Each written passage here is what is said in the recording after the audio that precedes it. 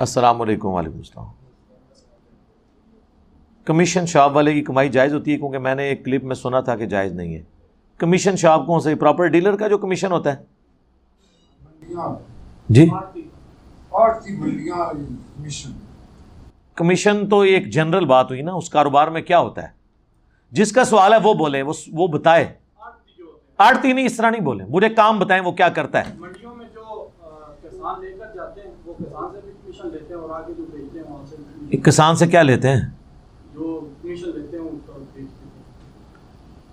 ये नहीं, एक मिनट, बाकियों ने नहीं बोलना सर, नहीं नहीं, बाकियों ने इसलिए नहीं बोलना कि सवाल जिसका है ना उसकी तशरीह रह जाएगी। हाँ जी, जो वो लेता है कमीशन किसान से और फिर आगे जो बेचता है उनसे भी मुनाफा लेता है, किसान से भी लेता है। तो क्या मसला है इसमें? इसमें हराम वाली कौन सी बात है? नहीं डॉक्टर साहब का मैंने क्लिप देखा। डॉक्टर सरार को छोड़ें, आप बताएं उसमें हराम बात कौन सी है? वही तो मैं पूछना चाह रहा हाँ जी, कोई हराम नहीं है। इस तरह कौन हराम हो जाता है?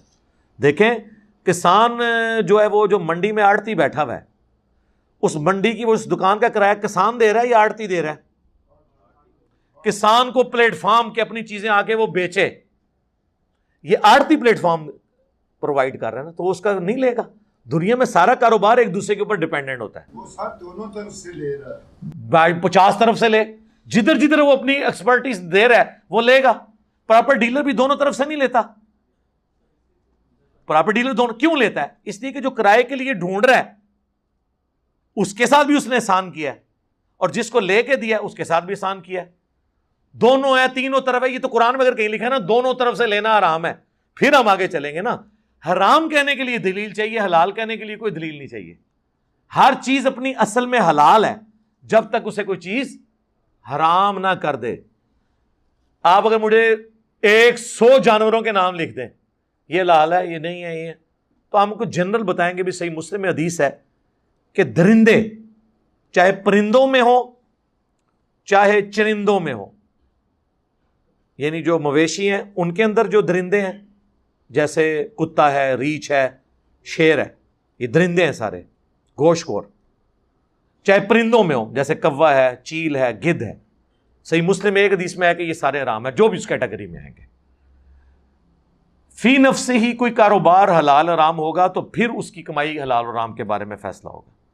तो दोनों तरफ से ले, चाहे 50 तरफ से ले, वो जाहिर है कि वो हुकूमत क्या कर रही है? हुकूमत दोनों तरफ से नहीं ले रही।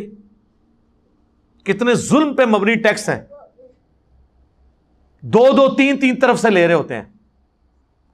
पहले आप मेहनत करके कमाई करें, इनकम टैक्स दें, फिर आप जाके साबुन की टिकियां खरीदें, उसके ऊपर लादा से टैक्स दें। टैक्सेस पे टैक्सेस चढ़ रहे हैं। भाई एक दफा ही ले लो जो लेना है, क्यों लोगों को आजमाइश में डाला हुआ है? और फिर कहते हैं अवाम टैक्स नहीं देती। 41 टैक्स ऐसे हैं जो इनडायरेक्टली हर बंदा दे रहा होता है, वो दे ना तो सर्वाइव ही नहीं कर सकता। किस पेट्रोल पंप से बगैर टैक्स के आपको पेट्रोल मिल रहा है? या आपके पेट्रोल की कीमत में 50% से ज्यादा टैक्स है, तो 50 रुपए लीटर मुझे तो नहीं पेट्रोल मिल रहा। हम तो उसी रेट पे ले रहे हैं जिस रेट पे है, टैक्स क्यों नहीं दे रहे? लाइफ बॉय की टिकिया जो है वो जितने की उस पर कीमत लिखी हुई है या होलसेल की कीमत है उससे कम तो हम नहीं दे सकते, उस पर भी टैक्स है। आप चिकन मार्केट में जाके फ्राइड चिकन भी खरीदें, उसके ऊपर भी टैक्स है। किसी बड़े स्टोर पे जाएं, वो तो बकायदा आपको जब बिल बना के देते हैं ना, उस पर उन्होंने लिखा होता है कि जी ये इसकी असल कीमत है, ये टैक्सेस हैं, तो दे रहे हैं टैक्स। बैठ जाओ, बैठ जाओ, बैठ जाओ, बैठ जाओ। सवाल लिख के देता है। फसल ले और सवाल फर्क पे है कि फसल ले होना ना देवीदार उनके कितने फीसद शरीयत? फीसद कोई नहीं, जितना मर्जी ले, कोई फीसद नहीं। शरीयत में कोई फीसद नहीं, कोई फीसद जितना मर्जी ले। हाँ जी, फीसद कैसे शरीयत मुकर्रर कर सकती है? देखें, मैंने पहले भी बताया मुनाफे की शरह हो नहीं सकती मुकर्रर। उसकी वजह यह है, एक बंदा मंडी से आलू लेके 20 किलोमीटर दूर जाके बेचता है किसी बड़ी मार्केट में,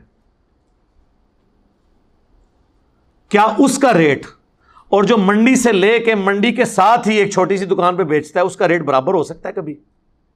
क्यों? कि जो बड़ी जगह जाके बेच रहा है उसने दुकान का किराया भी तो देना है ना, तो मुनाफे की शरह हो ही नहीं सकती। मुनाफे की शरह को एक चीज कंट्रोल करती है कि आपने जखीरा दोजी नहीं करनी, मार्केट से पूरा आलू नहीं उठा लेना। आलू आप बेशक 1,00,000 रुपए किलो बेचे, कोई ममानियत नहीं, कोई खरीदेगा ही नहीं। हाँ जी, लोग कहते हैं नहीं मुनाफे की शरह नहीं रखेंगे तो जुल्म हो जाएगा, और रख लो ना मुनाफा, कौन लेगा ਤੁਹਾਡੇ ਕੋਲੋਂ? मैं अगर लाइफ बॉय की टिकिया रख के बैठ जाऊं कि जी ये 1,000 रुपए की लाइफ बॉय है, बैठा रहूं क़यामत तक, किसने खरीदना है?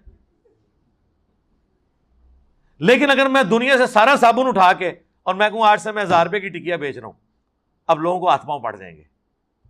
यह है ज़ख़ीरा अंदोज़ी। आलू आप 50 रुपए किलो लेके बेशक 100 रुपए किलो बेचें, बेशक 1,000 रुपए किलो, कोई अर्ज नहीं, आपसे कोई खरीदेगा ही नहीं। आप मार्केट में सर्वाइव कर ही नहीं सकते, लिहाजा मुनाफे की शरह नहीं हो सकती। F11 में दुकान का किराया 50,000 रुपये है, I10 में उसी दुकान का किराया 20,000 रुपये है। अब ये कितना बड़ा जुल्म है कि I10 में बंदा जो है वो मंडी से उठा के जो 20 रुपए किलो वाला अगर 30 का बेच रहा है तो आप F11 वाले को भी कहें वो 30 रुपए भेजे, क्यों?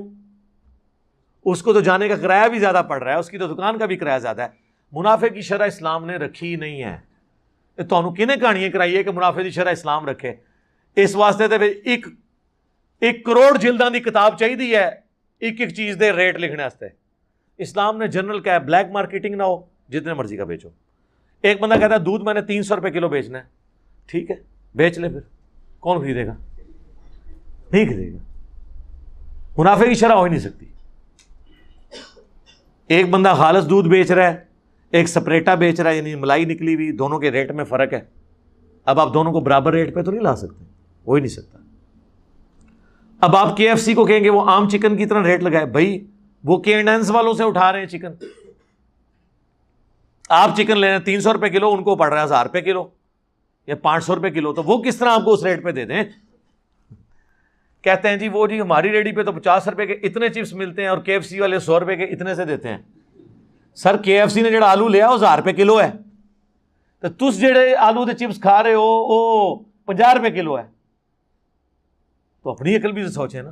तो चिप्सों के कोई रेट का मुनाफा तय नहीं हो सकता, मुनाफा किसी चीज का तय नहीं होगा। ज़ख़ीरा अंदोज़ी ब्लैक मार्केटिंग नहीं होगी, उसके बाद जितने मर्जी का बेचें, कोई मसला।